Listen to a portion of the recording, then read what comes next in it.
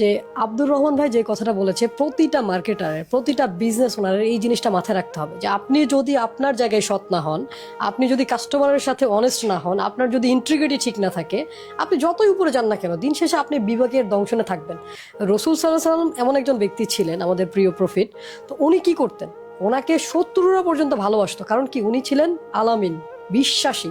So প্রতিটা মার্কেটারের উচিত বিশ্বাসী হওয়া, একদম সত্য কথাটা বলা যে আসলে আমার প্রোডাক্টটা কোথা থেকে আসছে। আমরা সবসময় লুকানোর চেষ্টা করি। যেমন আমি চাইলে লুকাইতে পারতাম আমার ব্যাকগ্রাউন্ড, আমার স্ট্রাগল, আমি জীবনে অনেক কষ্ট করেছি, আমি 5 বার মারা যেতে পারতাম, আমি স্ট্রোক করেছি, আমি সাগরের নিচে ডুবে গিয়েছিলাম, কিন্তু আমি কোনোদিন এটা হাইড করিনি। আপনার যখন পজিশন ভালো হচ্ছে, আপনি যখন আপনার রুটকে ভুলে যাচ্ছেন, দিন শেষে কি আপনি শিকড়লেস, আপনি যে কোনো সময় ধসে পড়বেন। সো কখনোই আমাদের উচিত না যে আমাদের রুটটাকে ভুলে যাওয়া।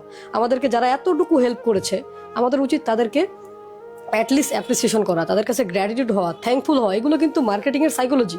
আমরা এই জিনিসগুলো বুঝতে চাই না। আমরা বাংলাদেশে একটা প্রবণতা আছে, আমি বলবো যে আব্দুর রহমান ভাইকে অসংখ্য ধন্যবাদ, উনি একটা দারুণ কথা বলেছে।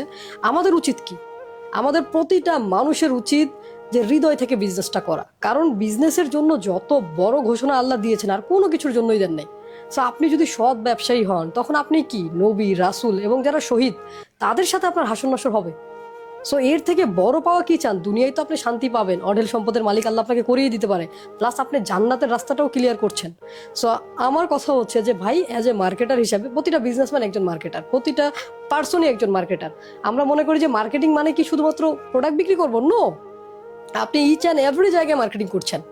এই যে একটা ওয়েল, উনি একটা তেলের কথা বলেছেন, এই তেলটা একটা মানুষের ব্যথা সারিয়ে দিতে পারে।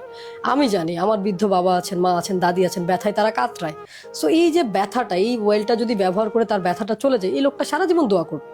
সো আমরা বিজনেসটা করব এভাবে, মার্কেটিংটা করব এভাবে, যাতে আমরা কি চাই? আমরা দোয়া চাই। কারণ আপনি এই টাকা, এই সম্পদ কোনো কিছু নিয়ে যেতে পারবেন না। সো আপনারা যারা শুনছেন, আমি আপনাদেরকে রিকোয়েস্ট করবো যে অনেস্টলি করেন, তাহলে কি আপনি বুক ফুলিয়ে কথা বলতে পারবেন এবং দিন শেষে আপনি নিজের কাছে পরাজিত হবেন না, বিবেকের দংশনে মারা যাবেন না। সো অনেক বড় বিজনেসম্যানকে আমি দেখেছি, তারা দিন শেষে সুসাইড করে। কেন সুসাইড করে? কারণ হচ্ছে এই যে তারা আসলে মানুষের জন্য কিছু করেনি, শুধু তাদের ব্যাংক ব্যালেন্সটা বড় করেছে এবং তাদের বেঁচে থাকার কোনো ইয়ে থাকে না। অনেক বড় বড় হলিউড দেখবেন আপনারা, হিউজ টাকা ছিল, কোটি কোটি টাকার মালিক, তারা কি করেছে? আত্মহত্যা করেছে। কারণ তাদের কন্টেন্ট ছিল না, তাদের একটা কন্টেনার ছিল, অনেক টাকা ছিল, কিন্তু মানুষের জন্য তারা কিছু করে যেতে পারেনি।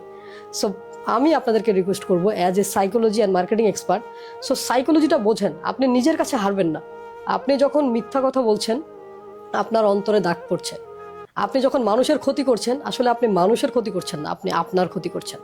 কারণ অপরাধীদের জন্য শাস্তি ওইটাই যে সে নিজে অপরাধ করেছে। এটা নিয়ে আপনি সারাটা জীবন আপনাকে পড়ে থাকতে হবে যে আপনার অনেক টাকা থাকবে, কিন্তু আপনার শান্তি থাকবে না। আর আল্লাহ যদি, নিশ্চয়ই আল্লাহ সীমা লঙ্ঘনকারীকে পছন্দ করেন না। সো আমরা অবশ্যই সীমার মধ্যে থাকবো, অনেস্টির সাথে মার্কেটিংটা করার চেষ্টা করবো। এই যে আব্দুর রহমান ভাই যে কথাটা বলছে, এটা বলার জন্য কলিজা দরকার, সাহস দরকার যে এই প্রোডাক্ট আমার না, এটার ফরমেশন আরেকজন করেছে।